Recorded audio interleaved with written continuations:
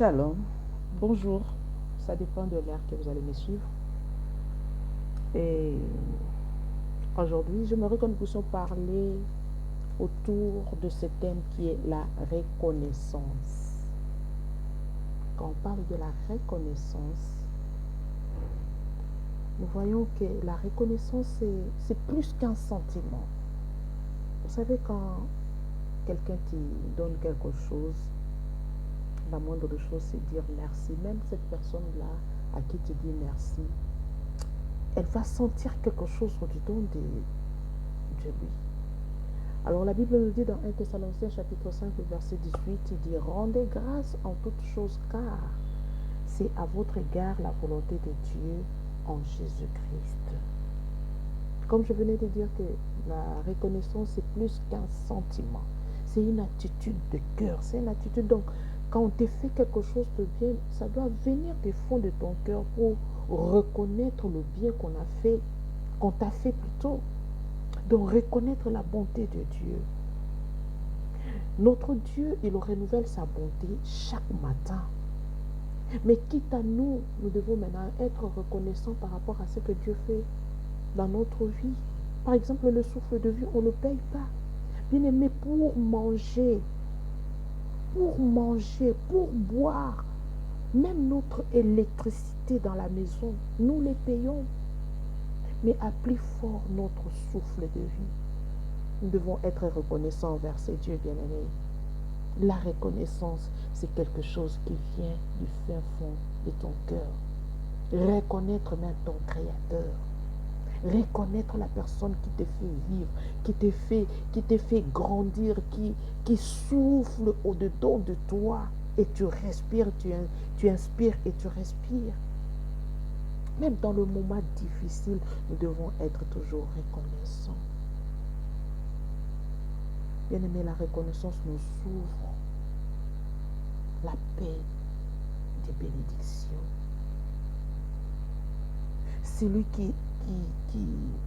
qui sait dire merci, bien-aimé, en ce moment, il reçoit plus de faveurs venant de la part du Seigneur.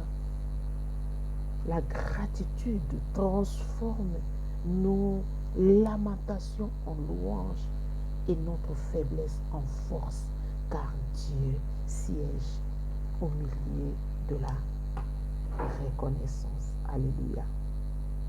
Bien-aimés, c'est que nous devons savoir que même dans le livre de Psaume chapitre 100, le verset 4, il dit « Entrez dans ce porte avec des actions de grâce ». Je ne fais que continuer par rapport au verset que j'avais donné de 1 Thessaloniciens chapitre 5, le verset 18. Vous savez, dans le Nouveau Testament, nous voyons les 10 lépreux que Jésus-Christ avait guéris.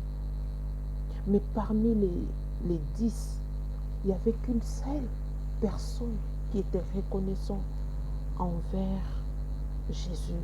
Pourquoi il a reconnu ce que Jésus-Christ a fait en lui. Il a dit non, je ne vais pas aller comme ça. Il faut que je retourne voir la personne qui m'a guéri. Mais les autres, qu'est-ce qu'ils ont fait? Oui, peut-être ils se disent que c'est normal, c'est son droit de le faire. Mais qu'est-ce que nous on a à voir? Mais celui-là, il a reconnu, il dit non, sans lui, je ne peux pas. Je retourne. Et il s'est retourné pour reconnaître la grandeur de son Seigneur.